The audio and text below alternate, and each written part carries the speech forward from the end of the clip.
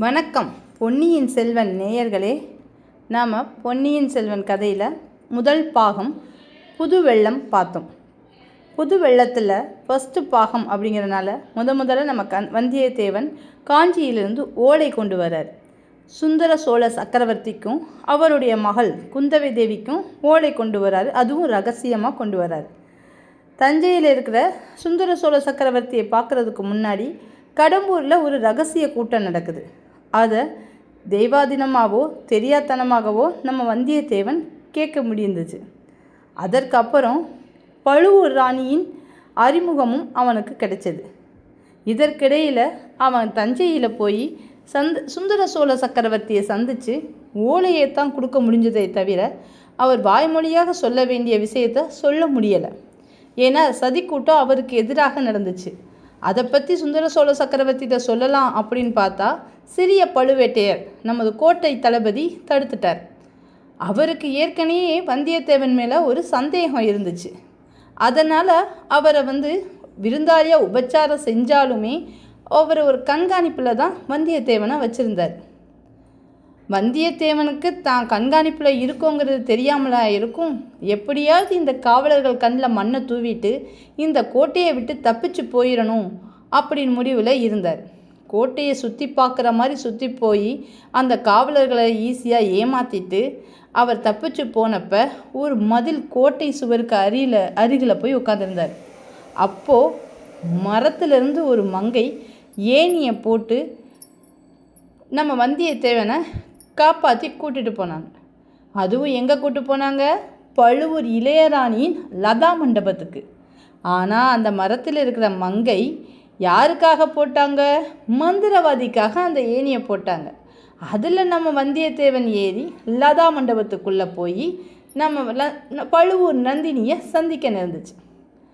சந்திக்க நேரும்போது தான் பழுவூர் ராணி நந்தினி தேவி எவ்வளவு விஷமானவங்க, எவ்வளவு சூழ்ச்சிக்காரங்கிறது வந்தியத்தேவனுக்கு புரிஞ்சது. அவளுடைய மாய வலையில் சிக்கிடக்கூடாது அப்படிங்கிறதுக்காக வந்தியத்தேவன் எப்படியாவது இந்த இடத்த விட்டு தப்பிச்சு போகணும் அப்படின்னு நினச்சிக்கிட்டு இருக்கையில் நம்ம நந்தினியும் மந்திரவாதியும் லதா மண்டபத்தில் மந்திர ஆலோசனை செஞ்சுக்கிட்டு இருந்தாங்க. பிறகு எப்படியாவது வந்தியத்தேவனை நம்ம கூட்டத்தில் சேர்க்கணும் அப்படிங்கிறது நந்தினியோட ஒரு திட்டம். அதற்கு மந்திரவாதியை பயன்படுத்திக்கிட்டாங்க. ஆனால் மந்திரவாதி ரவிதாசனும் வந்தியத்தேவன் இதுக்கு ஒத்துக்கடலைன்னா என்ன செய்யன்னு சொல்லி கேள்வி கேட்குறாங்க. நம்ம திட்டத்துக்கு வந்தியத்தேவனை உட்படணும், அப்படி இல்லைன்னா அவனை தீர்த்து கட்டிடுன்னு சொல்லி நந்தினி தேவி விஷமான வார்த்தைகள்லாம் பேசுகிறாங்க. சரி, வந்தியத்தேவனை எப்படியாவது இந்த கோட்டையிலேருந்து தப்பிச்சுக்கலாம் அப்படின்னு யோசிச்சுட்டு இருக்கப்போ லதா மண்டபத்துக்கு பக்கத்திலே ஒரு இருள் அடைந்த மாளிகை இருக்குது. அந்த மாளிகையை நோக்கி போகிறாரு நம்ம வந்தியத்தேவன். மறுபடியும் நம்ம நந்தினியை சந்திக்கக்கூடாது, சந்தித்தோம்னா கண்டிப்பாக அவரோட மாய வலையில் நம்ம சிக்கிடுவோம் அப்படின்னு நினச்சி நம்ம மறுபடியும் அவர் என்ன செஞ்சார்? இந்த கோட்டையிலேருந்து நம்ம பழுவூர் இளையராணியின் பெரிய பழுவேட்டையர் கோட்டையிலேருந்து தப்பிக்கணும் அப்படின்னு நினைக்கிறாரு. நினைக்கும்போது அந்த இருளடைந்த மாளிகைக்குள்ளே ஏதாவது வழி கிடைக்காதா அப்படின்னு சொல்லி அங்கே போகிறார். இதற்கிடையில் நம்ம நந்தினி ரவிதாசனும் வந்தியத்தேவனை ஒழிச்சு வச்சிருந்த இடத்துக்கு தேடி வராங்க. அங்கே அவர் இல்லை. அதை பார்த்தோன்னே நந்தினி ஷாக்காகிறாங்க. இங்கே இல்லாமல் அவள் எங்கே போனா? அவன் உண்மையிலே மந்திரவாதியா? எப்படி நம்ம லதா மண்டபத்துக்குள்ளே வந்தான்? இப்போ எப்படி அவன் மறைஞ்சு போனான் அப்படின்னு அவங்க யோசிக்கிறாங்க. இவரும் இருளடைந்த மாளிகைக்குள்ளே வந்துட்டார். அது ரொம்ப இருட்டாக இருக்குது. அந்த இருட்டான பகுதிக்குள்ளே வந்த உடனே அந்த மாளிகையின் பெரிய கதவு இருக்குது. அந்த கதவுக்குள்ளே ரகசியமாக ஒரு மனிதர் உள்ள நுழையிற அளவுக்கு ஒரு சின்ன குகை இருக்குது. அதுவும் ஒரு கதவு தான். அந்த கதவை திறந்து மாளிகைக்குள்ளே போயிட்டார். அவர் இருளடைந்த மாளிகையினால அவருக்கு கண்ணுக்கு ஒன்றுமே தெரியலை. எப்பயுமே வெளிச்சத்துலேருந்து இருளுக்குள்ளே வந்தால் ஒன்றுமே தெரியாது. ஸோ சில நொடிகள் ஆகும் அப்படின்னு சொல்லி அவரும் கண்ணை மூடிட்டு சில நிமிடங்கள் கழித்து கண்ணை திறந்து கொஞ்சம் கொஞ்சம் தளாவி போகிறார். சில படிக்கட்டுகள் கீழே இறங்குது. ஒவ்வொரு படிக்கட்டாக இறங்குறாரு. கொஞ்சம் சமதளம், மறுபடியும் படிக்கட்டு, மறுபடியும் சமதளம், அப்படியேவும் அந்த இருளடைந்த மாளிகையை சுற்றி வரார். அப்போ பொருள் ஒரு மோதவும் யாரோ ஒரு மனுஷங்க தான் நிற்கிறாங்கன்னு நினச்சி ஓங்கி ஒரு குத்துறார். பார்த்தா அது ஒரு தூண். அவர் கை விண்ணு விண்ணு விண்ணு விண்ணு தெளிச்சிருச்சு. அப்போ கை வலிச்சாலும் அவருக்கு சிரிப்பு அடங்கலை. இது வேறொரு சமயமாக இருந்தால் கண்டிப்பாக சிரிச்சிருப்பேன். ஆனால் என் கை வலிக்குது, என்னால் சிரிக்க முடியலை அப்படின்னு அவருக்கு அவரே சொல்லிக்கிட்டு அவர் ஒவ்வொரு தூணாக அப்போ இது பெரிய மாளிகைங்கிறனால பெரிய மாளிகைக்கு அடியில் இருக்கிற சுரங்கப்பாதை, இது ஒரு சுரங்க மாளிகை. அப்போ இங்கே நிறைய தூண்கள் இருக்கும் அப்படின்னு அவரே நினச்சிக்கிட்டு ஒவ்வொரு தூணாக தடவி பார்க்குறாரு. அப்போது சிறிது வெளிச்சம் கிடைக்குது. அப்போ இந்த வெளிச்சம் எங்கேருந்து வருது அப்படின்னு அந்த தூணுக்கு மறைவிலிருந்து அவர் ஒளிஞ்சிருந்து பார்க்காரு. அந்த தீவிரத்தி வெளிச்சம் வருது போகுது, வருது போகுது. காலடி சத்தங்களும் கேட்குது. ஒரு மனிதனுடைய காலடி சத்தம் மாதிரி இல்லை, அது 2-3 பேர் நடந்து வர காலடி சத்தம் மாதிரி கேட்குது. அந்த காலடி சத்தத்துக்கு சொந்தக்காரங்க 3 பேர் வராங்க. அதில் ஒருத்தன் நம்ம வந்தியத்தேவனுக்கு ஏற்கனவே தெரிந்த வந்தியத்தேவனுடைய பால்ய நண்பன் கந்தமாறன். அடுத்து இன்னொருவர் கையில் வேலும் கம்பும் வச்சுருந்தார். அது யார்? காவலாளியாக இருக்கலாம். அடுத்து கூடவே ஒரு மனிதர் வந்தார். அவர் கொஞ்சம் ராஜ தோரணையில் இருந்தார். ஆனால் அந்த மனிதனை வந்தியத்தேவன் பார்க்கும்போது முதல்ல நந்தினியின் ஞாபகம்தான் வந்துச்சு. ஏன்னா அந்த மனிதன் நந்தினியின் சாயலையே இருந்தார். அது ஒரு ஆண்மகன். நல்லா உற்று பார்த்தா அது வேறு யாரும் இல்லை, மதுராந்தகத்தேவர். ஸோ அந்த 3 பேருமே வேறு எங்கோ இருந்து அவங்க அந்த ரகசிய சுரங்கப்பாதை வழியாக அரண்மனைக்குள்ளே போகிறாங்க. இப்போ வந்தியத்தேவனுக்கு ஊர்ஜிதமாயிருச்சு.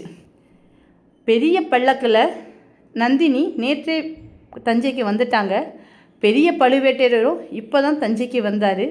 ஆனால் இந்த மதுராந்தகத்தேவர் மட்டும் மறைமுகமாக மக்களுக்கு தெரியாமல் இந்த சுரங்கப்பாதை வழியாக வெளியே போயிட்டு சுரங்கப்பாதை வழியாகவே உள்ளே வந்துடுறாரு.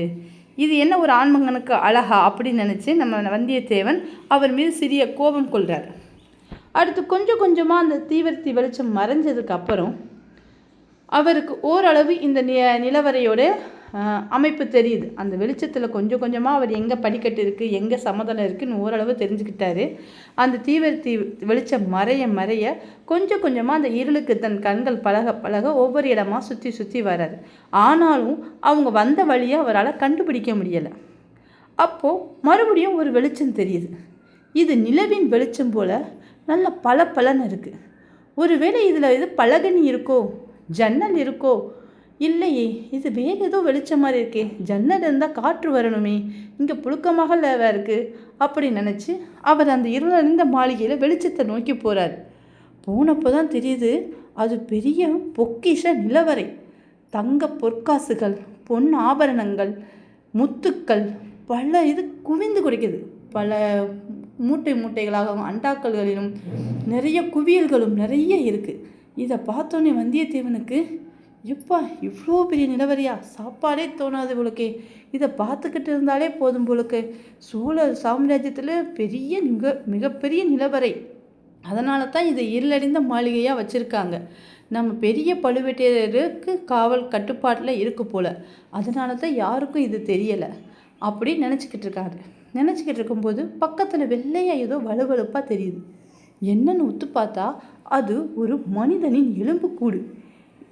சதையும் உயிருமாய் இருந்த ஒரு மனிதன் எலும்புக்கூடாக கிடக்கானா. இந்த பாதாள சுரங்கத்தை வழியாக தப்பிச்சு போக வழி இல்லை. இந்த வழி அவனுக்கு தெரியலை. அதனால் அவன் இறந்தே போயிட்டான். மனிதன் பொன்னாசை, பெண்ணாசை, மது ஆசை இதெல்லாம் இருந்தால் கண்டிப்பாக ஒரு நாள் இப்படி தான் அவன் உயிரும் போயிடும் அப்படிங்கிறதுக்கு எடுத்துக்காட்டு. வந்தியத்தேவா, இந்த சுழலில் சிக்கிறாத, தயவுசெய்து எப்படியாவது இந்த இடத்துலேருந்து ஒரு பாதையை கண்டுபிடிச்சு தப்பிச்சு போயிடுன்னு அவன் உள்மனம் அவனுக்கு சொல்லிக்கிட்டே இருக்குது. அப்போது மறுபடியும் ஒரு தீவிரத்தி வெளிச்சம் வருது. இப்போது இந்த தீவிரத்தி வெளிச்சம் 2 பக்கமாக வருது. ஒரு பக்கத்தில் இருந்து ஏற்கனவே போன அந்த காவலனும் அந்த கந்தமாறனும் வராங்க. ஏன்னா மதுராந்தகரை அரண்மனைக்குள்ளே விட்டுட்டு திரும்பி வராங்க. அதற்கு எதிர் திசையிலேருந்து பெரிய பழுவேட்டரையரும் நந்தினியும் வராங்க. அப்போ இவங்க 2 பேரும் ஒருத்தருக்கு ஒருத்தர் சந்திச்சுக்குவாங்க. சந்திக்கும்போது ஏதாவது அசம்பாவிதம் நடக்குமா, அப்படி இல்லைன்னா சாதாரணமாக வழி விட்டு விலகி போயிடுவாங்களா, இது ஏற்கனவே அவங்களுக்கு பழக்கப்பட்ட வழியா அப்படின்னு 2 யோசிச்சுக்கிட்டே இருக்காரு. இது அவருக்கு எப்படி காட்சி தெரியுது அப்படின்னா, ஒரு மேடையில் நாடகம் நடக்கும்போது தூரத்தில் எங்கேயோ கீழே உட்காந்து இருளுக்குள்ளே இருந்து பார்க்குற மாதிரி அவருக்கு தோணுது. அவர்கள் பேசியது எதுவும் தெரியலை. ஆனால் பெரிய பழுவேட்டையருக்கு கந்தமாறனை பார்த்தோன்னே கொஞ்சம் திகைப்பும் வியப்பும் ஏற்படுது. அப்போது பெரிய பழுவேட்டையர் கந்தமாறன்ட்ட ஏதோ கேட்காரு. கேட்டதுக்கு கந்தமாறனும் ஏதோ பதில் சொல்கிறான். இந்த எதுவுமே விஷயங்கள் எதுவும் காதுக்கு விளையாடணும், காட்சிகள் தெளிவாக அவனுக்கு தெரியுது. அப்போ பெரிய பழுவேட்டையர் ஏதோ சொல்லும்போது படிக்கட்டை காட்டுறாரு. கந்தமாறன் அந்த படிக்கட்டு வழியாக இறங்கி போகிறான். அப்போ பின்னாடியே வந்த அந்த காவலன்கிட்ட பெரிய பழுவேட்டையர் ஏதோ சமிக்கை செய்கிறார். சமிக்கை செஞ்ச உடனே அந்த காவலனும் அதிர்ச்சி அடைந்து வாயை பொத்திக்கிட்டே பணிவுடன் சரிங்க ஐயா அப்படின்னு சொல்லிட்டு அவன் கந்தமாறன் பின்னாடியே போகிறான். அப்போ நந்தினியும் பெரிய பழுவேட்டையரும் திரும்பி அந்த திசையிலே போகிறாங்க. போகும்போது இப்போது இந்த தீவிரத்தி வெளிச்சமும் மறைய போகுது. நம்ம எப்படியாவது கந்தமாறனை பின்தொடர்ந்தால் கண்டிப்பாக அவன் தப்பிச்சு பின்னாடி போகிற அந்த சுரங்க பாதையோட வெளிச்சத்தில் நம்மளும் தப்பிச்சு போயிடலாம். முடிஞ்ச அளவுக்கு கந்தமாறன்ட்டே உதவி கேட்கலாம். அப்படி இல்லைன்னா எப்படியாவது இந்த பாதையை தப்பிச்சு போகிறதுக்கு ஒரு வழியை கண்டுபிடிக்கணும் அப்படின்னு நினச்சி கந்தமாறனை பின்தொடர்ந்து போகிறான். சத்தமே இல்லாமல் வந்தியத்தேவன் பின்தொடர்ந்து போகிறான். நமக்கு நம்ம நண்பன் தெரிஞ்சோ தெரியாமலோ ஒரு உதவி பண்ணியிருக்கிறான். அவன் வர்றதுனால தான் இப்போ நம்ம தப்பிச்சு போக ஒரு வழி கிடச்சிருக்கு. எண்ணிக்கிட்டே வந்தியத்தேவன் போகிறான். பின்னாடியே சத்தம் இல்லாமல் அந்த கந்தமாறனையும் காவலாளியையும் பின்தொடர்ந்து போகிறான். ஒரு பெரிய சுவர் தடுக்குது. அந்த சுவர் பக்கத்தில் ஒரு சிறிய திருகு இருக்குது. அது அந்த காவலாளி திருகுனவுடனே அந்த சுவரில் ஒரு பிளவு ஏற்படுது. அது பிளவு கொஞ்சம் கொஞ்சமாக பெருசாகி ஒரு மனிதன் உள்ள நுழையிற அளவுக்கு ஒரு வழி கிடைக்குது. அந்த வழியின் வழியாக நம்ம கந்தமாறன் ஒரு காலை எடுத்து வெளியே வைத்துவிட்டு அந்த காவலாளியிடம் ஏதோ கூறிவிட்டு திரும்பும்போது அந்த காவலாளி ஒரு கூரிய கத்தி எடுத்து கந்தமாறனை முதுகில் குத்துறான். இதை பார்த்தோன்னே வந்தியத்தேவன் சாக்காகி அதிர்ச்சியாகி என்ன செய்கிறான், பாஞ்சு போய் அவனை போய் பிடிக்க போகிறான். அப்போது அவன் அந்த காவலாளி கையில் இருந்த தீவர்த்தி வெளிச்சத்தில் வந்தியத்தேவனோட கோபமான முகத்தை அந்த காவலாளி பார்க்குறான். அதோட அவங்க 3 பேருக்குள்ள நடக்கிற சத்தத்தில் சண்டையில் அந்த தீவிரத்தி கீழே விழுந்துருது. இவ்வளவும் சில நொடிகளில் நடந்ததுனால வந்தியத்தேவனோட எண்ணம் பூரா கந்தமாறனை எப்படியாவது காப்பாற்றணும். அப்போ அவனை காப்பாற்றணுன்றத நம்ம முயற்சி செஞ்சோம்னா இந்த காவலன் நம்மளையும் கொல்ல ட்ரை பண்ணுவான் அப்படின்னு நினச்சி முதல்ல காவலனை அடித்து வீழ்த்தணும் அப்படின்னு சொல்லி காவலனோட கழுத்தில் ஒரு கையை போட்டு சுற்றி வளைச்சு அவன் இன்னொரு கையால் வச்சுருந்த தீவர்த்தியை தட்டி விட்டு அவனை மூச்சு இறைக்க செய்தான். ஒரே தள்ள அவன் போய் தலை போய் சுரங்கப்பாதையின் சுவரில் மோதி கீழே விழுந்தான். ஆனால் அவன் மயங்கி போயிட்டான். இருந்தாலும் அவன் அங்கவசத்தை எடுத்து அவனை 2 கையும் சேர்த்து இறுக்கி கட்டிட்டு கந்தமாறனை தூக்கி தோளில் போட்டுட்டு அவன் உடம்பு எப்படி கிடந்துச்சுன்னா பாதி சுரங்கத்தின் உள்ளேயும் பாதி சுரங்கத்திற்கு வெளியேயும் கிடந்துச்சு. அவன் மயங்கி கிடந்திருந்தான். அவனை தூக்கி தன் தோளில் போட்டு அந்த சுரங்கப்பாதையை விட்டு வெளியேறவும் கதவு மூடிடுச்சு. கதவு மூடினவுடனே நல்ல பலத்த காற்று வீசவும் கோட்டையை விட்டு வெளியில் வந்துட்டோம் அப்படின்னு வந்தியத்தேவன் தெரிஞ்சுக்கிட்டான். அடர்ந்த மரங்களும் கோட்டை சுவர்களும் நிறைஞ்சிருந்தனால நிலா வெளிச்சம் மிக கம்மியாக தான் தெரிஞ்சிச்சு. கந்தமாறனை தூக்கி தோளில் போட்டுக்கிட்டேவும் கையில் ஒரு வேலையும் எடுத்துக்கிட்டு ஒவ்வொரு அடியாக எடுத்து வச்சான். ஆனால் அங்கே மண் சரிஞ்சு செங்குத்தாக கீழே விழுற மாதிரி தோணுச்சு. ஆனால் கீழே பார்த்தா மிகப்பெரிய நீர்ச்சுழல்களும் சுழிகளும் நிறைய இருந்துச்சு. இது தஞ்சாவூர் கோட்டையின் அருகே வடவாறு இருந்ததுனால இது வடவாறுதாக தான் இருக்கும். இந்த வடவாற்றில் ஆழம் கம்மியாக இருக்குது அப்படிங்கிறது அவனுக்கு தெரியும். வெள்ளமும் கிடையாதுங்கிறது தெரியும். இருந்தாலும் கோட்டைக்கு பக்கத்தில் இருக்கு அப்படின்னா அகழிகள் கண்டிப்பாக இருக்கும். இதில் கவனமாக தான் போகணும் அப்படின்னு வந்தியத்தேவன் மிகவும் கவனமாகவே அந்த ஆற்றின் மடுவில் கொஞ்சம் கொஞ்சமாக தப்பிக்கணும்னு நினச்சி முன்னேறுறான். நம்ம வந்தியத்தேவனோட நல்ல நேரம் பார்த்திங்கன்னா அந்த ஆற்றின் குறுக்கே ஒரு மரம், பெரிய மரம் விழுந்து கிடந்துச்சு. அந்த மரம் ஆற்றின் பாதி அளவுக்கு விழுந்து கிடந்துச்சு, பெரிய மரம். அதனால் அந்த மரத்தை மிதித்து கொஞ்சம் கொஞ்சமாக அந்த ஆற்றை கடந்துடலாம் அப்படின்னு நினச்சி அந்த இதில் மரத்தில் மிதித்து அவன் அந்த ஆற்றை கடந்து போகிறான். கடந்து போனாலுமே சில நேரம் அந்த மரங்கள் ஆடும்போது, அந்த மரக்கட்டை ஆடும்போது கொஞ்சம் காலை ஊனி ஏன்னா அவன் மட்டுமல்ல, தோளில் கந்தமாறனும் இருந்தான். அதனால் கொஞ்சம் கொஞ்சமாக அவன் உடம்பு கொஞ்சம் கொஞ்சமாக நடுங்கினாலும் சில சமயத்தில் கீழே விட பார்த்தாலும் தாங்கி மெதுவாக அந்த ஆற்றை கடந்து வந்தான். இப்போ யாரோட உதவியை தேடுறது? நான் ஒருவனாக இருந்தாலும் பரவாயில்ல, ஆனால் இவனோட காயத்துக்கு சிகிச்சை கொடுத்து கட்டணுமே, இவன் உயிர் போனாலும் போயிருமே அப்படி நினச்சி யாருடைய உதவியை கேட்கலாம், அதுவும் கோட்டைக்கு வெளியில் அப்படின்னு அவன் யோசிச்சுட்டு இருக்கும்போது நம்மளுடைய சேந்தன் அமுதனோட நினைவு அவனுக்கு வருது. அவனுடைய தோட்டமும் வீடும் இந்த ஆற்றின் கரையில் தானே இருக்குது, இங்கே தான் சமீபத்தில் எங்கேயாவது இருக்கும் அப்படின்னு சொல்லி சேந்தனோட அமுதன் வீட்டுக்கு தூக்கிட்டு கொண்டு போய் சேர்த்தா கந்தமாறன் பிழைக்க வழி உண்டு, ஒரு முயற்சி செய்து பார்க்கலாமே, எப்படியாவது சேந்தன் அமுதன் வீட்டை கண்டுபிடிச்சு அவன் வீட்டுக்கு தூக்கிட்டு போயிருந்தா கந்தமாறன் பிழைச்சிருவானே, ஒரு முயற்சி செஞ்சு பார்க்கலாமே அப்படின்னு வந்தியத்தேவன் நினச்சிக்கிட்டு இருக்கும்போது கந்தமாறனை மறுபடியும் தூக்க முயன்ற போது தான் அவனுடைய கண்கள் திறந்திருப்பதை பார்த்து வந்தியத்தேவனுக்கு சந்தோஷமும் வியப்பும் ஏற்பட்டுச்சு. கந்தமாறா, நான் யாருன்னு தெரியுதா அப்படின்னு சொல்லி கேட்குறான். அதுக்கு கந்தமாறன் பதில் சொல்கிறான், தெரியுது, நல்லா தெரியுது, வல்லவரையன் தானே, உன்னை போல அருமையான நண்பனை தெரியாமல் இருக்குமா, இல்லை மறக்காமத்தான் இருக்க முடியுமா, பின்னால் நின்று முதுகில் குத்துற ஒரு நல்ல சிநேகிதன் அல்லவா நீ அப்படின்னு சொல்கிறான் கந்தமாறன். இந்த கடைசி வார்த்தைகளை கேட்ட உடனே வல்லவரனுக்கு யாரோ சவுக்கால் அடிக்கிறது மாதிரி இருந்துச்சு. நானா உன்னை பின்னால் இருந்து குத்துனேன் அப்படின்னு யோசித்தவன் பின்னாடி ஏதோ ஞாபகம் வந்தோடனே சட்டென்று நிறுத்திட்டான். நீ குத்தலை, உன்னோட கத்தி தான் என் முதுகை தடவி கொடுத்தது. அட பாவி, உனக்காகத்தானே இந்த சுரங்க வழியில் அவசரமாக வந்தேன். பழுவேட்டரை ஆட்கள் உன்னை பிடிச்சிருவாங்க, அதுக்குள்ளே நம்ம பிடிச்சிருவோம். உன்னை யார் எந்த தொந்தரவும் செய்யாமல் தடுப்பதற்காகத்தானே ஓடி வந்தேன். உன்னை தேடி பிடிச்சு சின்ன பழுவேட்டரின் கோட்டை காவல்படையில் சேர்த்து விடுவேன் அப்படின்னு சபதம் கூறிவிட்டல்லவா வந்தேன். உனக்கு நன்மை செய்ய வந்த என்னை நீ குத்தி விட்டாயே. இதுதானா நம் நட்புக்கு அழகு? நம்ம எத்தனையோ முறை ஒருவருக்கொரு உதவி செய்து கொள்ளணும் கையில் சத்தியமெல்லாம் அடிச்சிருக்கோமே, அவ்வளவே நீ மறந்துட்டாயா? இந்த சோழ நாட்டு ராஜாங்கத்தில் நடக்க போகிற மிகப்பெரிய மாறுதலை பற்றி உனக்கு சொல்லி எச்சரிக்கவும் நினச்சிருந்தேனே. அடடா, இந்த உலகத்தில் நான் யாரைத்தான் நம்புறது அப்படின்னு சொல்லி கந்தமாறன் மறுபடியும் கண்களை மூடிட்டான். ஏன்னா இவ்வளவு ஆத்திரமாகவும் அதிகமாகவும் அவன் பேசினதால மறுபடியும் மூர்ச்சை அடைஞ்சிட்டான். நம்புவதற்கு மனிதர்களா இல்லை, இந்த பழுவேட்டரைகளை நம்பேன் அப்படின்னு வந்தியத்தேவன் முணுத்துக்கிட்டே இருந்தான். இருந்தாலும் அவனுடைய கண்களில் கண்ணீர் துளித்தது. தான் சொல்ல எண்ணியதை சொல்லாமல் விட்டதே நல்லது அப்படின்னு எண்ணிக்கிட்டான். மறுபடியும் மயக்கம் அடைந்த அந்த கந்தமாறன் உடலை தூக்கி தோளில் போட்டு நடக்க ஆரம்பித்தான். இரவில் மலரும் பூக்களின் நறுமணம் குபீரன வந்துச்சு. இது சேந்தன் அமுதனுடைய வீடு தான், சமீபத்தில் தான் எங்கேயாவது இருக்கணும் அப்படின்னு அவன் நினச்சது வீண் போகலை. விரைவாக தோட்டம் வந்தது. ஆனால் அந்த தோட்டம் முதல் நாள் பார்த்ததற்கும் இப்போ பார்க்கறதுக்கும் எவ்வளவு வித்தியாசம். அனுமார் அளித்த அந்த அசோகவனத்தையும் வானரங்கள் அளித்த மதுவனத்தையும் ஒத்தில்ல இருந்தது இந்த தோட்டம். என்னை தேடி இந்த பழுவேட்டரையர் ஆட்கள் இங்கே வந்திருக்காங்க போல. வந்தவர்கள் இந்த அக்கிரமெல்லாம் செஞ்சு விட்டு போயிருக்காங்க. அடடா, சேந்தன் அமுதனும் அவங்க அம்மாவும் எவ்வளோ கஷ்டப்பட்டு இந்த நந்தவனத்தை வளர்த்துருக்கணும், அவ்வளவும் பாழாய் போயிருச்சே. அதுவும் என்னால். நந்தவனம் அழிஞ்சதில் அனுதாபம் சட்டென்று விலகியது. தன்னுடைய அபாரமான நிலைமை நினைவுக்கு வந்தது. தோட்டத்திற்கே இந்த நிலைமைனா நம்ம சிக்கணும்னா நம்மளோட நிலைமை அப்படின்னு அவனுக்கு நினைவு வந்துச்சு. ஒற்றர்களும் கோட்டை காவல் வீரர்களும் இங்கே தான் பக்கத்தில் எங்கேயாவது இருக்கணும். அவங்க பார்த்தா நம்மளை சமாளிக்கிறது ரொம்ப கஷ்டம். நல்ல வேளை நம்ம குதிரை அந்த மரத்திலே தான் இன்னும் இருக்குது. நம்மளை பிடிப்பதற்காகவே அதை விட்டு வச்சுருக்காங்களோ? எப்படி இருந்தாலும் என்ன செய்ய முடியும்?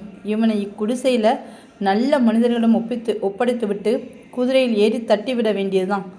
இங்கே புறப்படும் குதிரை பழையாரம் போய் தான் நிற்கணும் அப்படின்னு முடிவு பண்ணிக்கிட்டான். மெதுவாக அந்த குடிசையின் அருகில் வரும்போது திண்ணையில் படுத்திருந்த சேந்தன் அமுதனை தட்டி எழுப்புனான். தூக்கி வாரி போட்டு எழுந்த அமுதனோட வாயை பொத்திக்கிட்டு மெல்லிய குரலில், தம்பி, நீ தான் எனக்கு உதவி செய்யணும். பெரிய சங்கடத்தில் இருக்கேன். இவன் என்னுடைய அருமை சிநேகிதன், கடம்பூர் சம்புவரையனுடைய மகன் கந்தமாறன். நான் வர்ற வழியில் யாரோ இவனை முதுகில் குத்தி போட்டிருந்தாங்க. படுபாவிகள் முதுகில் குத்தியிருக்காங்களே, எப்பேற்பட்ட சுத்த வீரர்கள் என்றான் சேந்தன் அமுதன். இவனை என்னால் முடிந்தவரை நான் பார்த்து கொள்கிறேன் அண்ணா. இன்று மாலையிலேருந்து உங்களை தான் பலர் பேர் வந்து தேடி போயிட்டாங்க. அவங்களால நம்ம நந்தவனமே அழிந்து போயிடுச்சு. போனாலும் போகட்டும், நீங்கள் தப்பிச்சிட்டிங்களா சரி. நல்ல வேளையாக உங்கள் குதிரைங்களை அவங்க பார்க்கல. அதனால் குதிரையில் ஏறி உடனே புறப்படுங்க அப்படின்னு சொல்கிறாரு நம்ம சேந்தன் அமுதன். அப்படி தான் நானும் நினச்சிருக்கேன். இவன் உயிரை எப்படியாவது காப்பாற்றணும். அதை பற்றி நீங்கள் கவலைப்பட வேணாம். எங்கள் அம்மாவுக்கு இந்த மாதிரி விஷயத்தில் ரொம்ப தேர்ந்தவங்க. காயங்களுக்கு கண்டிப்பாக சிகிச்சை அளித்து அவங்களுக்கு நல்ல வழியெலாம் தெரியும். சேந்தன் அமுதன் குடிசையின் கதவை லேசாக 2 தட்டு தட்டுதான். உடனே அவங்க அம்மாவும் வாசப்படியில் வந்து நிற்கிறாங்க. இருவரும் கந்தமாறனை தூக்கி கொண்டு போய் உள்ளே போட்டாங்க. கைவிளக்கின் வெளிச்சத்தில் சேந்தன் அமுதன் தன்னுடைய அன்னைக்கு வந்து கை சமிகை செய்கிறான். சைகைகளை புரிஞ்சு கொண்ட அவங்க அம்மாவும் அவனுடைய முதுகில் கந்தமாறனுடைய முதுகை சொருகியிருக்க கத்தியை பார்த்துட்டு பிறகு உள்ளே போய் சில பச்சிலைகளையும் பழந்துணியும் எடுத்துகிட்டு வராங்க. கந்தமாறனை சேந்தன் அமுதன் இறுக்கி பிடிச்சதுக்கப்புறம் வல்லவரையன் பழங்கொண்டு அந்த கத்தியை வெளியில் எடுக்கிறான். வெளியில் எடுத்த உடனே கந்தமாறன் ஓன்னு கத்துறான். வந்தியத்தேவன் அவன் வாயை பொத்தி காயத்தில் சேந்தன் அமுதன் அமுக்கி பிடிச்சிக்கிட்டான். அமுதனோட அண்ணன் வந்து பச்சளை தலைகளை காயத்தில் வச்சு கெட்டினாங்க. மறுபடியும் கந்தமாறன் முனகினான். தூரத்தில் மனிதர்கள் ஓடி வர்ற சத்தம் கேட்டுச்சு. உடனே அமுதன் போ போ சீக்கிரம் போ அண்ணா, இந்த இடத்துல இருக்காத அப்படின்னு சொல்லிட்டு வந்தியத்தேவனை புறப்பட சொல்கிறான். ரத்தம் கரை படிந்த கத்தியையும் பேலையும் எடுத்துக்கட்டு வந்தியத்தேவன், தம்பி நீ என்னை நம்புறல்ல அப்படின்னு. நான் கடவுளை நம்புகிறேன், உன்னோட அன்பு வச்சுருக்கேன், ஏன் அப்படி கேட்குற அப்படின்னு சேந்தன் அமுதன் கேட்கான். எனக்கு ஒரு உதவி செய்யணும். இந்த பக்கத்தில் எனக்கு அவ்வளவா வழி தெரியாது. அவசரமாக பழையாறைக்கு போகணும். குந்தவை பிராட்டிக்கு முக்கியமான செய்தி கொண்டு போகணும். கொஞ்சம் தூரம் என் கூட வரியா அப்படின்னு சொல்லி கேட்குறான். உடனே சேந்தன் அமுதனும் தன்னுடைய அன்னையிடம் ஒரு ஜாடையை காட்டி விட்டு அவன் அங்கேருந்து அவன் கூட வர்றதுக்கு கிளம்புறான். காயம்பட்டவனை நான் பார்த்துக்கிறேன் அப்படின்னு சொல்லி அவங்க அம்மாவும் சில சைகையினால் சொல்கிறாங்க. சேந்தன் அமுதனும் வந்தியத்தேவனும் ஆளுக்கு ஒரு குதிரையில் கிளம்புறாங்க. குதிரையின் சத்தம் கேளாதபடி மெதுவாக போனான் வந்தியத்தேவன். கொஞ்சம் தூரம் போனதுக்கப்புறம் வேகமாக தட்டி விட்டான். குதிரை ரொம்ப வேகமாக போனது. குதிரை புறப்பட்ட அதே நேரத்தில் 5-6 வீரர்கள் குடிசைக்கு வந்தனர். அமுதனின் தாய் வந்து கதவை திறந்தாங்க. ஏதோ சத்தம் கேட்டுச்சே, அது என்ன அப்படின்னு கேட்டான் ஒரு வீரன். அதுக்கு அவங்க அம்மை ஏதோ உளறி கொட்டினாங்க. இவற்றை பேசி என்ன பிரயோஜனம், உள்ளே போய் பார்க்கலாம் அப்படின்னு சொல்லி சொன்னாங்க. அதுக்கு தான் வழி மறைச்சிக்கிட்டு நிற்காலே, அந்த பையன் எங்கே, உன் பையன் எங்கே அப்படின்னு சொல்லி கேட்குறாங்க. அதுக்கு சேந்தன் அமுதன் தன்னுடைய ஊமை பாஷையில் மறுபடியும் ஏதோ கத்துனான். தன்னை தள்ள முயன்ற வீரனை அவன் தள்ளிவிட்டு கதவை தாளிட பார்த்தா. 4 பேராக வந்து கதவை பிடிச்சி தள்ளும்போது அவளால் திறக்க முடியுமா, சமாளிக்க முடியுமா? அவளோட தாய் உரத்த கூச்சல் விட்டா. ஓடி வந்து உருண்டு எடுத்து விழுந்தாங்க. மற்றவர்கள் அவர்களை மிதித்து கொண்டு உள்ளே புகுந்தார்கள். இங்கே இருக்கான், ஒருத்தர் இருக்கான், ஓடி போகிறான், வாங்க கெட்டுங்க பிடிங்க அப்படின்னு சொல்லி எல்லாரும் கத்துறாங்க. அந்த அம்மை நம்மளுடைய சேந்தன் அமுதனோட அன்னை வந்து விளக்கை தூக்கி பிடித்து கீழே கிடந்தவனை சுட்டி காட்டி வேறு எதுவோ ஊமை சாடை போடுறான். அடடா, இவன் வேறு ஆள் போல தெரியுதே, நேற்று வந்தவன் கிடையாது, இவன் உன் மகன் எங்க அப்படின்னு சொல்லி கேட்குறாங்க. அதுக்கும் அவங்களுக்கு பதில் சொல்ல முடியலை. எல்லாரும் கந்தமாறனை தூக்குனாங்க, ஆனால் அவங்க அம்மா விடலை. உடனே மறுபடியும் குதிரை சத்தம் கேட்குது. இவனை இங்கேயே விட்டுட்டு அவங்கள போய் பார்க்கலாம், எங்கேருந்து சத்தம் வருதுன்னு பார்க்கலாம் அப்படின்னு சொல்லிட்டு கந்தமாறனை அங்கேயே விட்டுட்டு எல்லோரும் குதிரை சத்தம் கேட்குற இடத்த நோக்கி ஓட ஆரம்பித்தாங்க. இதனை கஷ்டப்பட்டு நம்ம வந்தியத்தேவன் பழையாறை நகருக்கு போகிறான். அந்த நகரம் எப்படி இருக்குங்கிறத நம்ம பார்க்கலாமா? அரிசிலாற்றுக்கு தென்கரையில் தான் அந்த நகரம் இருக்குது. அடடா, அது நகரமா? தமிழ்த்தாயின் அழகிய நெற்றியில் தொங்கும் நெற்றி சூட்டியைப் போல பச்சை மரகதங்களும் சிவந்த ரத்தினங்களும் நீல கற்களும் பதிர்த்த நெற்றி சுட்டியைப் போல வல்லவா திகழ்கிறது. ஓடையும் தடாகங்களும் கழனிகளும் புதுநீர் நிறைந்து ததும்புகிறது. பல மலர்களும் தென்னை மரங்களும் புன்னை மரங்களும் குளிர்ச்சியாக பசுமையை பரப்புது. கோயில் கோபுரங்களின் உச்சியில் உள்ள தங்க கலசங்களும் ஒளி வீசுது. அப்பப்பா, பழையாறைங்கிறது ஒரு பெரிய நகரத்துக்குள்ளே எத்தனை சிறிய ஊர்கள்! நந்திபுர விண்ணகரம், திருச்சத்திமுற்றம், பட்டீஸ்வரம், அரிச்சந்திரபுரம், எத்தனை ஊர்கள், எத்தனை ஆலயங்கள்! போர் வீரர்கள் குடியிருக்கும் ஆரியப்படை, பொதுப்படை வீடு, மணப்படை வீடு, பம்பைப்படை வீடு, இத்தனை 4 வீரபூரிகள் காணப்படும் இவ்வளவுக்கும் நடுநாயகமாக சோழ மாளிகை இருக்கிறது என்றால் அதுவும் ஒரே மாளிகையா? விஜயாலய சோழருக்கு முன்னால் இது ஒரு தனி மாளிகையாகத்தான் இருந்தது. ஒவ்வொரு அரசகுமாரனும் ஒவ்வொரு இளவரசிக்குமாக பழைய சோழ மாளிகையை ஒட்டி புதிய புதிய மாளிகைகள் எழுந்து நிற்கும் காட்சியை காண்பதற்கு ஒரு கண் இல்லைங்க, 2 கண் இல்லைங்க, 1000 கண்கள் வேணும். நம்ம சுந்தர சோழ சக்கரவர்த்தி இந்த நகரத்தில் இருந்து ஆட்சி செலுத்துறதை பார்க்க நமக்கு கொடுத்து வைக்கலையே. இப்போ நோய்வாய்ப்பட்டு தஞ்சை மாநகரில் இருக்கா. வெளிநாடுகளில் வர்ற சிற்றரசர்களும் தூதர்களும் மந்திர பிரதானிகளும் எல்லாருமே இங்கே வருவது குறைஞ்சிருச்சு. எல்லாருமே தஞ்சையை நோக்கி தான் போய்கிட்டு இருக்காங்க. இந்த 4 படை வீரர்களிலும் வசித்த போர் வீரர்களை பாதி பேர் இப்போ ஈழத்தில் தான் இருக்காங்க. தமிழரின் வீரத்தை நிலைநாட்டி கொண்டு இருக்காங்க. மற்றவங்க ஒரு பக்கம் வடதிசை எல்லையிலும் இன்னொரு பக்கம் மதுரையிலும் இருக்காங்க. அதனால் இந்த படைவீட்டு பகுதியில் பெரும்பாலும் வயோதிகர்களும் பெண்களும் சிறுவர் சிறுமிகளுமே இருக்காங்க. ஏன்னா அவங்க குடும்பத்தை சார்ந்த எல்லாருமே வீரர்களாக ஒவ்வொருத்தரும் ஒவ்வொரு போருக்கும் போயிருக்காங்க. ராஜாங்க காரியங்களை நடத்த வந்த அமைச்சர்களும் சாமந்தர்களும் அதிகாரிகளும் கூட தங்கள் குடும்பத்தோடு தஞ்சைபுரிக்கு போயிட்டாங்க. அதனால் இந்த பகுதி இப்போ பூட்டப்பட்ட வீடுகளாக காட்சியளிக்கின்றன. அப்படி இருந்தாலும் பழையாறை வீதிகளில் கூட்டத்துக்கும் கலகலப்புக்கும் குறைவே இல்லை. அங்கே பெரும்பாலும் ஆலயங்கள் இருக்கிறதுனால ஆலயஸ்பதிகள், அரண்மனை ஊழியர்கள், அரண்மனை பணியாளர்கள், சிவனடியார்கள், கலைஞர்கள் கோவில்களில் சுவாமி தரிசனம் செய்யவும் திருவிழா காட்சிகளை பார்க்கவும் வெளியூர்லேருந்து வர்ற ஜனங்கள் அதிகமாகவே அங்கே இருந்தாங்க. இன்றைக்கு ஏதோ திருவிழா போல வீதிகளில் அழகிய ஆபரணங்கள் அணிந்து ஆடவரும் பெண்டீரும் சிறுவரும் சிறுமிகளும் சுற்றிக்கிட்டே வராங்க. தெருமுனையில் கூட ஜனகங்கள் கும்பலாக கூடி நிற்கிறாங்க. அந்த கும்பலுக்கு மத்தியிலே வேடம் புனைந்தவர்கள் கூட ஆடி பாடிக்கொண்டிருக்கிறாங்களே. அந்த வேடம் புனைந்தவர்கள் யார் யார் என்று பார்க்கலாமா? இவர்கள் கிருஷ்ணரை போலவும் கோபாலர்களைப் போலவும் அல்லவா வேடம் புரிந்திருக்கார்கள். இந்த கூட்டத்திற்கு நடுவில் ஒரு கிருஷ்ணர் ஒரு மலையை தூக்கி கொண்டு நிற்கிறாரே, அவர் யார் என்று பார்க்கலாமா? இன்னைக்கு கிருஷ்ண ஜெயந்தி, கண்ணனோட பிறந்த நாள். அந்த விழாவைத்தான் இந்த ஜனங்கள் இவ்வளவு குதூகலமாக கொண்டாடிக்கிட்டு இருக்காங்க. ஆங்காங்கே உரியடி திருவிழா வேற நடக்குது. மஞ்சள் நீரை வேற இறைச்சி ஊத்துறாங்க. அந்த கிருஷ்ணர் கூட்டம் கேட்குது. கண்டேன் கண்டேன் கண்ணுக்கு இனியானை கண்டேன். அடடா, இது தெரிந்த குரலாலவா இருக்கிறது. அட, வேறு யாரும் இல்லைங்க, நம்மளுடைய பழைய சிநேகிதர் ஆழ்வார்க்கடியான் நம்பியின் குரல் தான். அவர்தான் சுற்றிலும் இருக்கிற கும்பலை பார்த்து பாடுகிறார். பக்தி சிரத்தையுடன் பாடுகிறார். அனைவரும் கேட்கிறார்கள். ஆழ்வார்க்கடியான் கைத்தடியினால் யாருடைய தலைக்கு சேதம் நேருமோ எல்லாருமே பயப்படுறாங்க. விண்ணகரின் கோவிலில் வாசலில் ஒரு சலசலப்பு. வீதிப்புறத்தில் நிறுத்தியிருந்த ரதங்களும் பல்லக்குகளும் கோவிலின் வாசலுக்கு வருகின்றன. கோவிலுக்குள்ளே இருந்து மாதரசிகள் சிலர் வருகிறார்கள். இந்த பெண்மணிகள் எல்லாம் பெரிய குலத்து பெண்டிரகளாகவே இருக்க வேண்டுமே. ஆம் ஆம், பழையாறை அரண்மனைகளில் வாழும் மகாராணிகளும் இளவரசிகளும் தான். அதில் எல்லாருக்கும் தெரிந்த பெரிய புராட்டி மலவரையர் குலப்புதல்வி சிவஞான செல்வரான கண்டராதித்தரின் பட்ட மகிழ்ச்சி செம்பியன் மாதேவி வருகிறார். வயது முதிர்ந்த விதவை கோலத்திலும் இவருடைய முகத்தில் எவ்வளவு தேஜஸ் சொல்கிறது. அவருக்கு பின்னால் அரிஞ்சய சோழரின் பத்தினியான வைதும்பராயரின் குலப்புதல்வி ராணி கல்யாணி வருகிறார். ஆஹா, இவருடைய அழகை என்னவென்று சொல்ல. இந்த முதிய பிராயத்திலும் இவர் முகத்தில் இப்படி கலை வீசுகிறதே. யவ்வன பிரபத்தில் எப்படி இருந்திருப்பாரோ.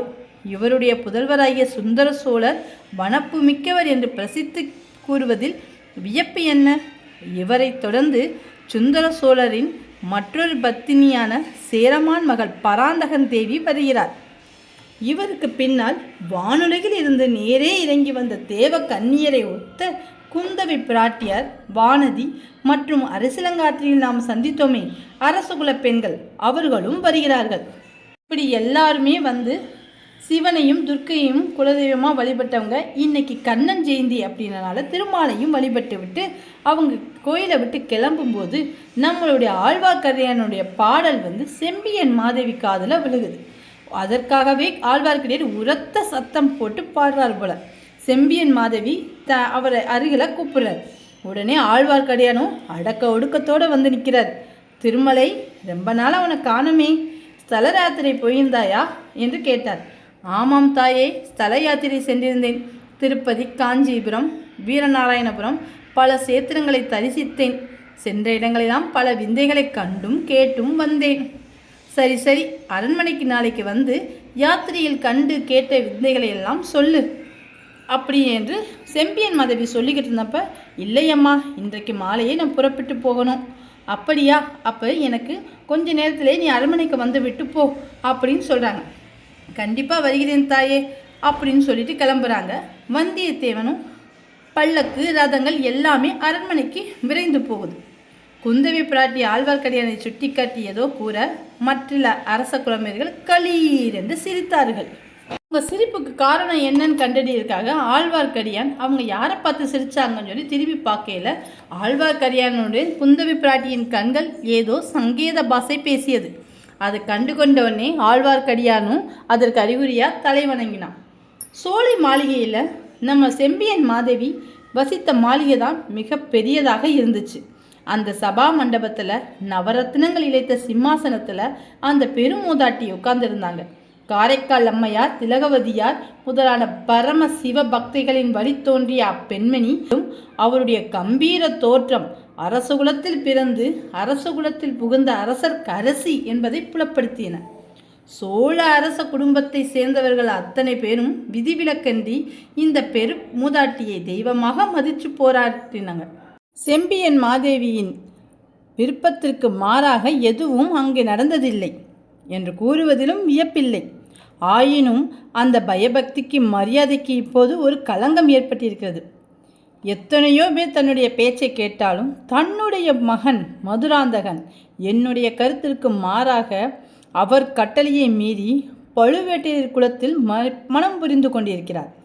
சோழ சிம்மாசனத்திற்கு அவர் ஆசைப்படுகிறார் என்ற செய்தியும் அவருக்கு பராபரியாக வந்து கொண்டுதான் இருக்கிறது. செம்பியன் மாதேவியின் அரண்மனை முற்றத்திலும் சபா மண்டபத்திலும் சிற்பிகளின் கூட்டமும் தேவாரப்பாடல்களின் கோஷ்டியும் எப்போயுமே இருக்கும். தூர தூர தேசத்திலிருந்து சிவனடியார்களும் தமிழ் புலவர்களும் வந்துக்கிட்டே இருப்பாங்க. சிவபூஜை பிரசாதம் கொண்டு வரும் அர்ச்சகர்களின் கூட்டமும் கூட அதிகமாக இருக்கும். அன்னைக்கு திருமுதுகன்றம் என்று சொல்லப்படுகிற விருத்தாச்சலத்திலிருந்து தென்குரங்காடுதுறை, திருமலப்பாடி முதலிய ஊர்களிலிருந்தும் சிற்பிகளும் சிவபக்தர்களும் வந்திருந்து அவங்களுடைய கோயில்கள், அவங்க ஊரில் இருக்கிற கோயில்கள் கருங்கல் திருப்பணி செய்வதற்கு நம்ம மகாராணியின் உதவியை கேட்டு வந்திருந்தாங்க. அதை கெட்டுவதற்கு என்ன மாடலில் கெட்ட போகிறோம் அப்படிங்கிறதுக்காக சித்திரங்களும் பொம்மை கோயில்களும் கொண்டு வந்திருந்தாங்க. முதலாவது 2 கோயில்களின் திருப்பணி செய்ய உதவி அளிப்பதாக சொல்லிவிட்டு, மலப்பாடியா, எந்த மலப்பாடி அப்படின்னு கேட்டார் நம்ம பெரிய பிராட்டி. அதாங்க சுந்தரமூர்த்தி சுவாமிகளை குரல் கொடுத்து அழைத்து பாடல் பெற்றாரே அந்த பெருமான் வீட்டிற்கும் மலப்பாடிதான் அப்படின்னு அந்த ஊர்க்காரர் சொன்னார். அது என்ன சம்பவம், கொஞ்சம் விளக்கமாக சொல்லுங்களேன் அப்படின்னு நம்மளுடைய பெரிய பிராட்டி கேட்கவும், சுந்தரமூர்த்தி சுவாமிகள் சோழ நாட்டு ஸ்தலங்களுக்கு யாத்திரை செய்து கொண்டிருந்த போது ஒரு நதியை கடக்க வேண்டியிருந்தது. அந்த நதிக்கு அப்பால் செல்லும்போது அப்போது ஒரு குரல் கேட்டது. சுந்தரம், என்னை மறந்தாயோ? அப்படி ஒரு குரல். சுந்தரமூர்த்தி திடுக்கிட்டார். தன்னை ஆட்கொண்ட இறைவனினுடைய குரல் என்பதை உணர்ந்தார். உடனே சீடர்களிடம் கேட்டார், இங்கே சமீபத்தில் ஏதாவது சிவன் கோயில் இருக்கிறதா? ஆம் சுவாமி, கொன்னை மரங்களின் மறைவில் மலப்பாடி கிராமத்து சிவன் கோவில் இருக்கிறது என்று சீடர்கள் சொன்னார்கள். சுந்தரமூர்த்தி அங்கே போனார். பூத்து குலுங்கிய கொன்னை மரங்களின் மறைவில் ஒரு சிறிய கோவில் இருந்தது. சுந்தரமூர்த்தி அங்கே சுவாமி தரிசனம் செஞ்சுட்டு மனமுருகி பாடினாள். அன்னைக்கு தன்னை தடுத்து கொண்டு போல இன்னைக்கும் தன்னை கூப்பிட்டு அருள் புரிந்த கருணை திறனை வியந்தார். சுவாமி, தங்களை நான் மறந்து விடுவேனா என்று கேள்வி கேட்டார். தங்களை மறந்துவிட்டு வேற யாரை நினைப்பேன் என்று கருத்து அமைந்த ஒரு பாடலை பாடினார். என்னால் இயன்றளவு அந்த பாடலை பாடுகிறேன். இந்த கதைக்கு அந்த பாடலும் ஒரு முக்கியத்துவம். பொன்னார் மேனியனை புலித்தோலை அரைக்கசைத்து மின்னார் செஞ்சடை மேல் மிளிர்கொன்றை அணிந்தவனே, மன்னே மாமணியே மலப்பாடியுள் மாணிக்கமே, அன்னே உன்னை அல்லால் இனி யாரை நினைக்கேனே என்று பாடினார் சுந்தரமூர்த்தி அவர்கள். இன்னும் அந்த கோவில் சிறிய கோவிலாகத்தான் இருக்கிறது. அதற்கு திருப்பணி உடனே ஆரம்பிக்க வேண்டும் என்று கோருகிறோம். அப்படியே ஆகட்டும் என்று கோரினார் செம்பியன் மாதேவி. ஆழ்வார்க்கடியாரும் அவருடன் இன்னொருவரும் சற்று முன்னால் நடந்ததையெல்லாம் கவனமாக கேட்டுக்கிட்டு இருந்தாங்க. மகா சிற்பிகளின் வரிசையில் சில சிற்பக்கலைஞர்கள்லாம் வந்திருந்தாங்க. அவங்களும் புதிய முறையில் கற்றளிகள் கோயில்களில் எழுப்புவதற்கு தன் கற்பனைப்படி சில பொம்மை கோவிலெல்லாம் கொண்டு வந்திருந்தாங்க. அதெல்லாம் பார்த்தோன்னே மகாராணி மிகவும் ஆச்சரியமடைந்தார். ஆழ்வார்க்கடியான் பக்கத்தில் இன்னொருத்தர் இருந்தாருன்னு சொன்னேர்ல, அவரை அழைச்சி கூப்பிடுறாரு. பட்டரே, இந்த ஆலய அமைப்பை பார்த்தீங்களா? எவ்வளோ வித்தியாசமாக இருக்குது. முக்கியமான சிவஸ்தலத்துக்கெல்லாம் இந்த மாதிரி புது முறையில் தான் ஆலயங்கள்லாம் எழுப்பணும் எப்படின்னு எனக்கு ஒரு ஆசை இருக்குது அப்படின்னு சொல்கிறாரு. உடனே அவரும் சொல்கிறாரு, தாயே, தங்கள் விருப்பம் நிறைவேறதில் என்ன தடை இருக்க போகுது? தேவார பதிகம் பாடல்கள் பெற்ற சிவதலங்களிலெல்லாம் இந்த மாதிரி கட்டளிகள் எடுப்பலாம். ஆலய அமைப்பை பார்த்தவுடனே இது பாடல் பெற்ற ஸ்தலம் என்று மக்கள் உணர்ந்து கொள்வாங்க அப்படின்னு சொல்கிறாரு ஈசான சிவபட்டர். ஆமாம் ஆமாம், அப்பர் பெருமானும் சம்பந்தரும் சுந்தரமூர்த்தியும் பாடிய பதிகங்களை எல்லாம் சேகரிக்கணும். அவங்க பாதங்கள் பட்டு புனிதமான அந்த தெய்வீக ஸ்தலங்களெல்லாம் இம்மாதிரி வானாளாவிய விமான கோபுரங்களுடன் கற்றளிகள் எழுப்பணும் அப்படின்னு சொல்லி, இதுதான் என்னுடைய மனோரதங்கள். இது நிறைவேறுமா என்று எனக்கு கொஞ்சம் பயமாக இருக்குது. என்னுடைய கணவர் கொஞ்ச நாள் இருந்திருந்தாருன்னா என்னுடைய ஆசையெல்லாம் நிறைவேறியிருக்கும் அப்படின்னு சொல்லி சொல்கிறாங்க. உடனே ஈசான சிவபட்டரும், தாயே, தங்கள் நினைத்ததை நினைத்தபடி நிறைவேற்றி தர சக்கரவர்த்தி கட்டளை இட்டிருக்காங்கள் அல்லவா, அதனால் நீங்கள் ஏன் கவலைப்படுறீங்க? அதனால் கண்டிப்பாக உங்களுடைய சித்தமெல்லாம் நிறைவேறிடும் அப்படின்னு சொல்கிறாங்க. இருந்தாலும் நம்மளுடைய மகாராணி மனதில் உற்சாகமே இல்லை. ஏதேதோ கேள்விப்படுறேன். நான் செய்யும் கோயில் திருப்பணினால் அரசாங்க பொக்கிஷம் காலியாகுதான் அப்படின்னு சிலர் குறைப்படுறாங்க. சிவனுக்கு இவ்வளவு ஆலயங்கள் எதற்கு அப்படின்லாம் கேட்குறாங்களாம். காஞ்சியில் உள்ள இளவரசர் கூட அப்படி தான் கேட்குறாராம். இவ்விதம் பெரிய பிரியாட்டில் சொல்லும்போது ஆழ்வார்க்கடியான் ஒரு அடி முன்னால் வந்து, தாயே, அந்த மாதிரி கேட்பவங்களில் நானும் ஒருத்தந்தான் அப்படின்னு சொல்கிறாரு. உடனே மகாராணி அவனை சற்று வியப்பாக பார்க்குறாரு. இது என்ன விபரீதம்? ஆழ்வார்க்கடியானை இப்படி கேட்குறாரு. ஆமாம், என் வயிறு கொதிக்கிறதே, இந்த மாதிரி அநியாயம் உண்டா? தர்ம தேவதையின் அவதாரமாக இருக்கும் நீங்கள் இந்த மாதிரி அநீதி செய்யலாமா அப்படின்னு சொல்லி நம்ம ஆழ்வார்க்கடியான் கேட்குறான். திருமலைப்பவனுக்கு பக்கத்தில் இருக்க ஈசான சிவப்பட்டர், மகாராணி அவர்களே, என் சகோதரன் இப்படித்தான், ஏதாவது உளறுவான், திடீரென்று அவனுக்கு வெறி பிடித்து விடும் அப்படின்னு என்று கூறுகிறார். உடனே அங்கே ஈசான சிவப்பட்டரும் நம்ம திருமலையப்பனும் சகோதரர்களாம். அந்த காலத்தில் சைவர்களும் வைஷ்ணவர்களும் தனித்தனி ஜாதியாலாம் இருந்தது இல்லைங்க. ஒரே குடும்பத்தில் இருப்பாங்க. அவங்க சிலர் சைவப்பற்றுள்ளவர்களாக இருப்பாங்க, சிலர் வைணவப்பற்றுள்ளவர்களாக இருப்பாங்க. ஒரே பட்டர் சிவன் கோவிலிலும் திருமால் கோவிலும் பூஜை செய்கிறவங்களும் இருக்காங்க. ஈசான சிவப்பட்டவர் பரந்த நோக்கம் கண்டவர்லாம் கிடையாது. திருமலையப்பன் அவருடைய ஒன்றுவிட்ட சகோதரன். 2 பேரும் ஒரே குடும்பத்தில் இருந்தாலும் பரஸ்பர அன்பு மிக்கவர்களாக இருந்தாலும் அவனுடைய தம்பியோட பேச்சுக்காக ஈசான சிவபட்டர் மகாராணியிடம் மன்னிப்பு கேட்டார். உடனே மகாராணியோ, திருமலை, சற்று அமைதியாக பேசு, நான் என்ன அநியாயம் செஞ்சேன்? அம்மா, பேயாண்டியும் கையில் கபாலமும் ஏந்தி பிச்சை எடுக்கும் அந்த சிவனுக்கு இத்தனை ஆலயங்களா? உலகத்தையெல்லாம் காத்து ரட்சிக்கும் விஷ்ணுமூர்த்திக்கு ஒரு திருக்கோயில் கூட கிடையாதா? ஒரு பழைய கோயிலை கூட நீங்கள் திருப்பணி செய்யக்கூடாதா அப்படின்னு சொல்லி திருமலையப்பன் கேட்டான். உடனே ஈசான சிவபட்டரும், நடனமான பெருமானுக்கு அரங்கமும் அம்பலமும் சிற்சபையும் பொற்சபையும் மாடக்கோவிலும் மாளிகையும் வேண்டும். ஓயாமல் தூங்குகின்ற இந்த திருமாலுக்கு சிறிய இடம் போதாதா? மாடக்கோவில்களும் கற்றொலிகளும் எதற்கு அப்படின்னு கேட்குறாரு ஈசான சிவபட்டர். உடனே, ஓயாமல் தூங்கும் பெருமாள் தான் உலகளந்த பெருமாள், மகாபலியை பாதாள ஆழத்தில் அழுத்திய பெருமாள் அப்படின்னு சொல்கிறாரு ஆழ்வார்க்கடியான். ஆழ்வார்க்கடியான் வீர வைசனவன்.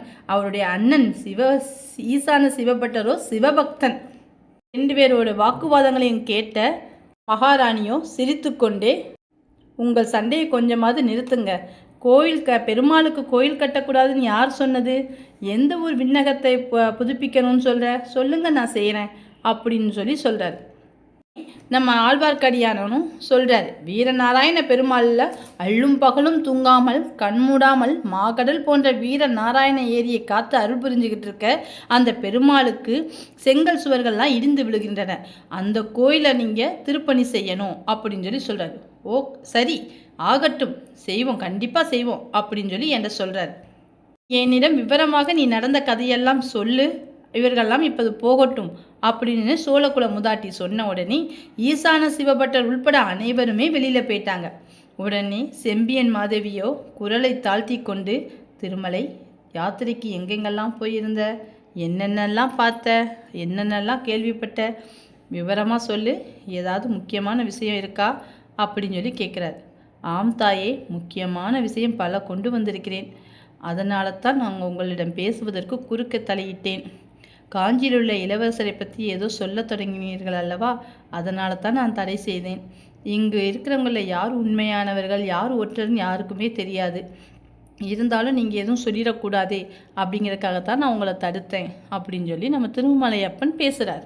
குடும்பத்தை சேர்ந்தவர்களாக இருந்தாலும், இரத்த பாசம் உள்ளவர்களாக இருந்தாலும் ஒருவரை சந்தேகிக்கிற நிலைமை இப்போ வந்துருச்சே. ஆதித்த கரிகாலன் என்கிட்ட எவ்வளோ விசுவாசமாக இருந்தான். சொந்த தாயை காட்டிலும் என்கிட்ட எவ்வளோ அன்பு மரியாதையும் வச்சுருந்தான். அவன் இல்லவா என்கிட்ட இப்போ ஐயிற வரி இருக்குது. கணவர் என்னையும் கூட கூட்டு போயிருக்கக்கூடாதா? என்னை வரக்கூடாதுன்னு தடுத்துட்டாரே. இங்கே இருக்க செய்ய வேண்டிய பணியெல்லாம் நீ தான் செய்யணும்னு சொல்லிட்டு போயிட்டாரே அப்படின்னு கவலைப்பட்டாங்க செம்பியன் மாதேவி. உடனே நம்ம திருமலையப்பன்கிறது வேறு யாரும் இல்லைங்க, ஆழ்வார்க்கடியான் தான். அவருக்கு தான் நிறைய பேர் இருக்கும்.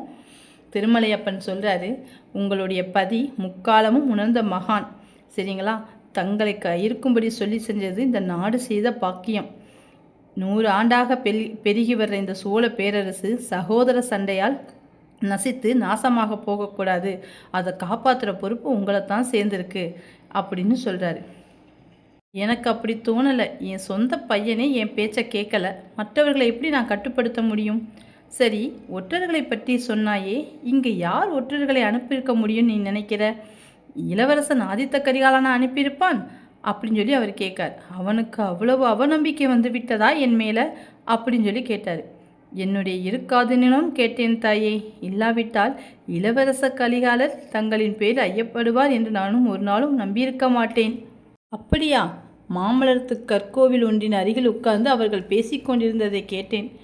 இளவரச ஆதித்த கரிகாலர், திருக்கோவிலூர் மலையமான், பல்லவர், பார்த்திபேந்திரன் இவங்க 3 பேருமே உட்கார்ந்து பேசிக்கிட்டு இருந்தாங்க. மலையமானும் பார்த்திபேந்திரனும் வெகு ஆத்திரமாக பேசிக்கிட்டு இருந்தாங்க. 2 பழுவேட்டையரனும் தங்கள் குமாரன் மதுராந்தகத்தேவரை சேர்த்து சதி செய்து சோழ சக்கரவர்த்தியை சிறைப்பிடித்து வச்சிருக்கிறாங்களாம்.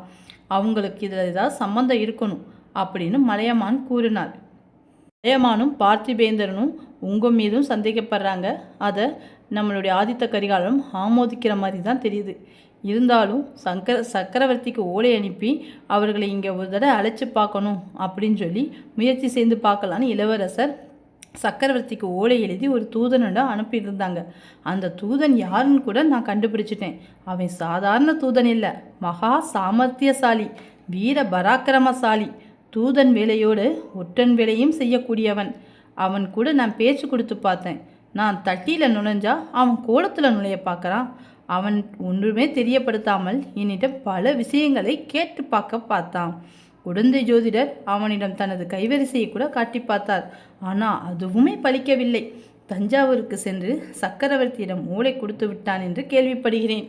அவர் கூட சோழ சக்கரவர்த்தியும் மறுநாளைக்கு மறு ஓலை தருவதாக கூறினாராம். ஆனால் பழுவேட்டையர்களுக்கு அவன் மீது ஏதோ சந்தேகம் வந்துருச்சு. அதனால் அவன் கட்டுக்காவல்களெல்லாம் தாண்டி தப்பித்து போய்விட்டான். அவன் எவ்வளோ மிகப்பெரிய சாமர்த்தியசாலி தெரியுமா? அதனால தான் அவன் அங்கே பழுவேட்டையர் கூட்டத்திலேருந்தே தப்பிச்சு போயிருக்கான். புறத்திலேருந்து நீ வரும்போது வேற விஷயங்கள் எதுவுமே நடக்கலையா அப்படின்னு மகாராணி கேட்டப்போ, வீரநாராயணபுரத்தில் பெருமாள் கோவிலில் தரிசிக்க தங்கினேனல்லவா, அங்கேருந்து ஒரு பெரிய ரகசியத்தை தெரிஞ்சுக்கிட்டேன். கடம்பூர் சம்புவர் மாளிகையில் ஒரு பெரிய விருந்து நடந்துச்சு. அந்த விருந்துக்கு பெரிய பழுவேட்டையர் வந்திருந்தார். அவருடைய இளையராணி பல்லக்கும் வந்திருந்தது. ஆம் திருமலை, எல்லாம் அவளுடைய செயல்தான். இந்த சோழ நாட்டுக்கு இப்போது நேர்ந்திருக்கும் ஆபத்து எல்லாம் அந்த பெண்ணால் ஏற்பட்டது தான். அவளை நீ சந்தித்து பேச முடிந்ததா? இல்லையம்மா, முடியவில்லை. தங்களை கட்டளையின் பேரில் அந்த பெண் பாம்பை என் சகோதரியாக பாவித்து எத்தனை வருஷம் வளர்த்தேன். அதெல்லாம் வீண்தான். அவளை நினைத்து பார்த்தால் என் நெஞ்சமெல்லாம் கொதிக்கிறது. பெரிய பழுவேட்டரின் ராணியான பின் என்னை பார்க்க கூட மறுக்கிறாள். அதற்காக வருத்தப்பட்டு என்ன பயன்? இந்த உலகத்து மனிதர்களின் காரியங்களே இப்படித்தான். நினைப்பது ஒன்றும் நடப்பது ஒன்றுமாக முடிகிறது.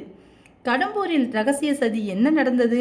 பல்லக்கில் வந்தவள் நந்தினிதான் என்று எண்ணிக்கொண்டு எப்படியாவது அவளை சந்தித்து விட வேண்டும் என்று கடம்பூருக்கு சென்றேன். பெரிய அபாயத்திற்கு துணிந்து கடம்பூர் மாளிகையின் வெளிச்சுவரில் ஏறி குதித்து அந்த மர்ம ரகசியத்தை தெரிந்து கொள்ள முடிந்தது. திருமலை, உன்னோட வழக்கமே இப்படித்தான். மேலும் மேலும் ஆவலை கிளப்புவாயே தவிர செய்தியை சொல்லவே மாட்ட. அது என்ன அதிசயமான மர்ம ரகசியம்? மன்னிக்க வேண்டும் தாயே, அதை சொல்லுவதற்கு கொஞ்சம் தயக்கமாக இருக்கிறது. மூடு பல்லக்கில் இருந்தது பழுவூர் இளையராணி அல்ல. பழுவேட்டரையர் தான் போகும் இடமெல்லாம் இளையராணியை அழைத்து கொண்டு போகிறார் என்று நாம் எல்லாரும் எண்ணிக்கொண்டிருந்தோமே, அது மிகவும் தவறு. பழுவேட்டரையரின் பின் யாரை மூடு பல்லக்கில் அழைத்து போகிறார்? அந்த கிழவரின் பெண் சபலத்துக்கு அளவே இல்லையா? தாயே, மூடு பல்லக்கில் இருந்தது ஸ்திரீ அல்ல. ஸ்திரீ இல்லை என்றால் எந்த ஆண்மகன் அப்படி மூடு பல்லக்கில் மறைந்து கொண்டு வருவான்? மன்னிக்க வேண்டும் அம்மா, மூடு பல்லக்கில் மறைந்து வந்தது தங்களுடைய திருக்குமாரர் மதுராந்தகத்தேவர்தான். செம்பியன் மாதேவி சிறிது நேரம் திகைத்து விட்டார். கடவுளே, நான் செய்த குற்றத்திற்கு இவ்வளவு பெரிய தண்டனையா அப்படின்னு தன்னுடைய வாய்க்குள்ளேயே சொல்லிக்கிட்டார். வாழ்வார்க்கடியான் சம்புவரைய மாளிகையில் அர்த்தராத்திரி நடந்த சதி கூட்டத்தையும் அங்கு பள்ளிப்படை கோவிலில் நடந்த இரகசிய கூட்டத்தையும் பற்றி விரிவாக மகாராணியிடம் சொல்லி கொண்டிருந்தான். என் மகனை சிவபக்தனாக சிவஞான செல்வனாக வளர்க்க முயன்றேனே, அதன் பயனா இப்படி சோழ பெருங்குலத்திற்கு இப்படி அபகீர்த்தி நேரும்படி நடந்து கொண்டான். சோழ பேரரசுக்கு இத்தகைய பெருந்து தீங்கு நினைவேற நான் தான் காரணமா என்று புலம்பிக் கொண்டிருந்தார். திருமலை, மறுபடியும் என்னை வந்து பார்த்துவிட்டு போ. குந்தவியிடம் பேசிவிட்டு இந்த விபத்தை எப்படி தடுக்கலாம் என்று யோசித்து சொல்கிறேன். இளவரசியிடம் கூட தாங்கள் இதை பற்றி பேசாமல் இருப்பது நல்லது. ஏன், அவளை பற்றி கூட ஐயப்படுகிறாயா என்ன? அது இயற்கைதானே அம்மா. ஆதித்த கரிகாலனின் அருமை சகோதரி தானே அவரும். அதனால் என்ன திருமலை? சூரியன் மேற்கில் உதயமாகி கிழக்கே அஸ்தமித்தது என்று நீ சொன்னாலும் நம்புவேன். சிவபெருமானை காட்டிலும் திருமால் பெரிய தெய்வம் என்று நீ சாதிப்பதை நம்பினாலும் நம்புவேன். ஆனால் குந்தவியின் பேரில் குற்றம் சொன்னால் நம்பவே மாட்டேன். அவள் பிறந்த அன்னைக்கு அரண்மனை மறுத்து வச்சு என் கையில் இருக்க இடங்களிலும் கொடுத்தாள். அன்று முதல் நானே அவளை வளர்த்து வந்தேன். என் வயிற்றில் பிறந்த மகனை காட்டிலும் அருமையாக வளர்த்து வந்தேன். அவளும் என்னை பெற்ற தாயாகவும் தகப்பனாகவும் என்று இன்று வரை அன்பும் மரியாதையும் செலுத்தி வருகிறார். அப்படியா தேவி? குந்தவி பிராட்டியார் குழந்தை ஜோதிடர் வீட்டிற்கு போய் வந்தாரே, உங்களிடம் ஏதாவது சொன்னாரா? இல்லையே. அங்கு சந்தித்த வீரவாலிபனை பற்றி ஏதாவது கூறினாரா? இல்லையே. மறுபடியும் அரசிலங்காற்றில் அந்த வாலிபனை மீண்டும் சந்தித்தாரே, அதை பற்றி ஏதாவது கூறினாரா? அதுவும் இல்லையே. நான் குறிப்பிட்ட அந்த வாலிபன்தான் ஆதித்த கரிகாலனின் ஒற்றன். இதையெல்லாம் குந்தவி தேவியை உங்களிடம் கூறவில்லைவென்றால் அவரிடமும் ஏதோ ரகசியம் இருக்கிறது என்றுதானே அர்த்தம். குந்தவி பிராட்டியின் மனதில் இருக்கிற ரகசியம் என்ன? வல்லவரையன் வந்தியத்தேவன் பழையாறை நோக்கி வந்து கொண்டிருந்தானே, ஆபத்தில் சிக்கினானா? குந்தவி தேவியும் பெரிய பிராட்டியும் தீட்டப்போகும் திட்டம் என்ன? இன்னும் சுவாரஸ்யமான நிகழ்வுடன் அடுத்த எபிசோட்டில்